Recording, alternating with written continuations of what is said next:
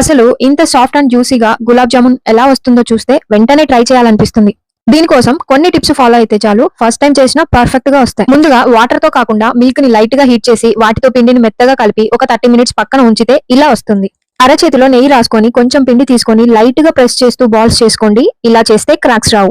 Oil ని medium flame లోనే పెట్టి బాగా హీట్ అయ్యాక ఆ బాల్స్ ని డైరెక్ట్ గా వేయగలిగితే వేసేయండి. లేదు అంటే ఇలా గరిటెలో వేసి ఆయిల్ లో స్లోగా వేసేయండి. ఇలా చేస్తే బాల్స్ పైనే కాదు లోపల కూడా బాగా ఉడుకుతుంది. పక్కన ఇంకో గిన్నె పెట్టి అందులో చూపిస్తున్న 1 కప్పుతో షుగర్, అదే కప్పుతో 2 కప్పులు వాటర్ పోసి బాయిల్ చేసి నచ్చితే 4 నుంచి 5 ఇలాచీలు దంచి వేసి ఆ వాటర్ జిగడ వచ్చాక స్టవ్ ఆఫ్ చేయండి. ఫైనల్ గా ఫ్రై చేసిన బాల్స్ ని ఈ వాటర్ లో వేసి అన్ని మునిగేలా కలిపి మూత పెట్టి ఒక 10 to 15 మినిట్స్ పక్కన పెట్టేస్తే soft and juicy gulab jamun ready.